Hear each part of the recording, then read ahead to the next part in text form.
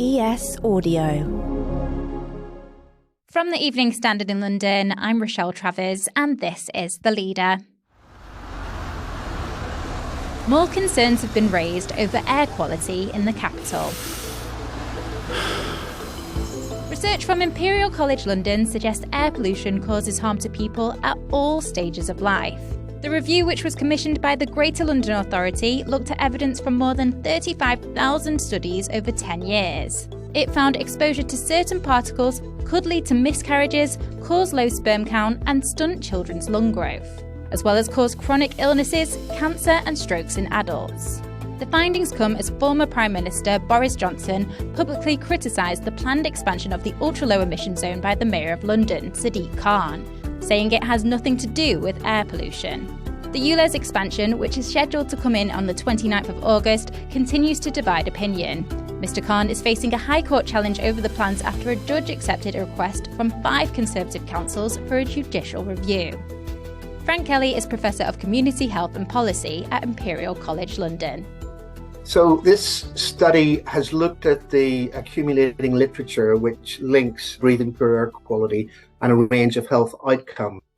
And basically, it's just an update of what we've known previously, but it adds a few new problems to the linkages between poor air quality and health. For some of the outcomes, such as low sperm count and decreased fertility, I mean, there have been isolated studies probably for the last 10 or 15 years, but what we're beginning to see is more and more of these studies emerging. So we now have sort of the confidence to be able to add outcomes like that to all the other outcomes which we've been talking about, you know, like respiratory disease, like cardiovascular disease, like increased risk of stroke. So these other outcomes really have got sufficient, as it were, investigation behind them for us to be able to confident to say that there is a linkage between poor air quality and these new outcomes. How were the links between air pollution and things such as low sperm count, miscarriages, and stunting children's lung growth established? Well, they came about in a range of ways. It may have started with animal studies, which has been looking at specifically at pathways. And then, of course, if there was an indication in an animal study or a cell study, then, of course, it's really important to see if that association can be found also in human studies. And so, therefore, a lot of these studies, which we call sort of cohort studies, where we look at a population in a particular area that's being exposed to a higher level of pollution than a group of people in another area, then we look to see if there is a negative link between the quality of the air they're breathing and the health outcome. Do we know why it causes these issues exactly? Yes, we have a pretty good understanding of that. So obviously we're talking about pollutants which are present in the air we breathe. So they're entering our body generally through our lungs. Our lungs are very well protected from the exterior world, at least the bad parts of the exterior world, because we have what we call an immune system that involves these things like white cells, which would circulate in our blood. So when a pollutant such as a small particle of fossil fuel enters our lungs, then that triggers the immune system to destroy it or to remove it from our lungs. And the problem is that if we're exposed to too much of this pollution, then it can overcome our natural immune defenses. Or if we're exposed to it over a long period of time, then our defenses gradually get worn down. And of course, it's something which goes alongside many other challenges that we have, such as, you know, the quality of the food we eat and whether we abuse our body by smoking or drinking too much. So air pollution is just another one of those challenges which our body has to deal with. This research has been commissioned by the Greater London Authority. Some people might be concerned that this could be politically motivated as they want to win over public opinion about the Ulez expansion. What would you say to them? Well, the first thing I'd say, it's very sad if anything like this is viewed in a political limelight, because there's nothing political about the quality of air that people should be breathing. That shouldn't be a political issue. It's a health issue.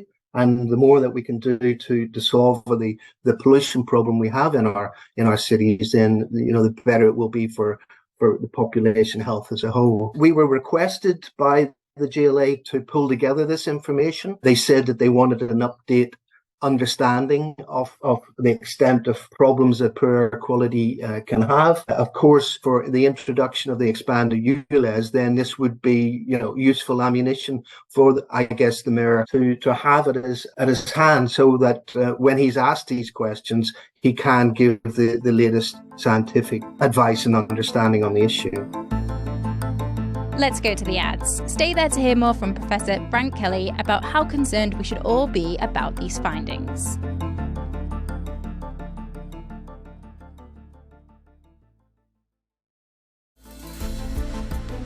Welcome back. Still with me is Frank Kelly, Professor of Community Health and Policy at Imperial College London. Professor Kelly, how concerned should Londoners be about air pollution? Well, that's the really crux of the matter, isn't it? I mean, there's a lot of people have been saying recently that outer London hasn't got an air pollution problem, and that is just untrue. The WHO upgraded its air quality guidelines in 2021, and it basically reduced the guidance numbers for what we should be breathing for these tiny particles, PM2.5, and the gas nitrogen dioxide, which is produced in large amounts from diesel vehicles. And the bottom line now is that based on those WHO health-based guidelines, then no part of London is actually got air that's sufficient quality that it's not impacting health in some way. So that's the real situation. Everywhere across London has still got an air quality problem, and a lot of that pollution is coming from the transport sector. And I guess that's why the Ulez is an important initiative. Air quality has gotten better in London, though, in recent years, with more green initiatives and the introduction of Ulez. Have any of the improvements been reflected in the research? So by bringing in the policy which reduces the emissions of air pollution, then the first thing that you can do is to look to see if those emissions reductions have led to an improvement in air quality. And that has been shown. That's been shown for central London and for inner London out to the north and south circular. What has not been shown yet is that those improvements in air quality have led to the improvements in health. And unfortunately, that just takes longer to come through the system, because we're talking about, breathing polluted air every day for years to actually have the effects that we've been talking about. So it's not going to be seen overnight, and it'll take several more years before that comes through. But certainly, yes, we need to keep looking for those health improvements, and there's very strong evidence to suggest that they will be seen in due course. There are, of course, some other contributors to air pollution away from traffic congestion. Just run through what some of them are. Yeah, so the transport sector is one of the big three or four. Obviously, the other ones that are important are what we call non-road mobile machinery. We've got a lot of construction in London, and those building sites, getting the materials to and from them, the building equipment itself often is diesel powered. So there's a lot of pollution comes from our building sector, and the GLA, amongst others, are working hard to try and reduce those emissions as well. Another emerging source, is, I'm sure you've heard, is we seem to be burning more wood than we were, a decade ago. Wood burners have become quite popular, and especially if high quality dry wood is not used in them, then they can produce a lot of pollution as well. And then finally, the other big one is to do with agriculture, because when we use pesticides and fertilizers on our agricultural land, then quite often a lot of that, as well as the ammonia emissions from the animals, will get entrained up into the air, and they form what we call secondary pollutants, secondary PM, and that can then drift into our cities as well. So the agriculture system will need improvement in due course as well. Can the damage from air pollution be undone? If the damage is done to your body, then it is very unlikely that damage will be reversed. We have a real worry with children's lung growth in London, where we showed in East London a few years ago that the children there, where they were travelling along really busy roads to go to school in the morning, or the schools were very close to a busy road, and the playgrounds had high levels of pollution, those children had smaller lungs than children weren't experiencing that level of pollution.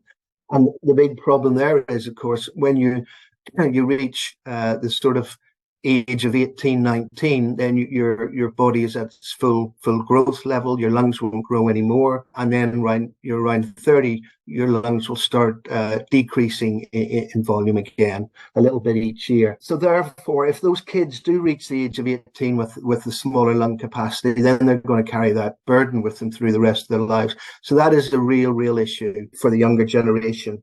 If someone obviously ends up having a heart attack or a stroke, and air pollution has contributed to that, then of course we know that recovery is long and hard for those individuals. You don't really recover from it.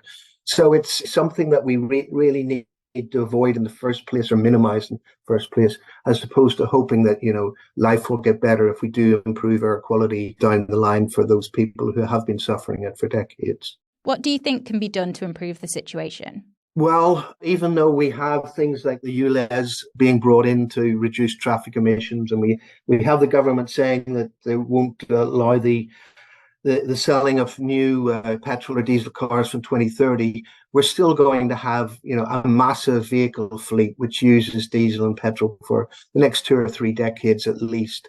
So we need to be vigilant about where the worst pollution hotspots are. We need to try and get people away from those particular areas, and those people that do need to use them, the drivers who really do need their vehicles, then they need to be aware that they are being exposed to pollution, and they should maybe look at times a day when they're traveling and just try and minimize their exposure overall. You can find out more about this story and the Ulez expansion on our website, standard.co.uk. And that's it from The Leader. This podcast is back tomorrow at 4 p.m.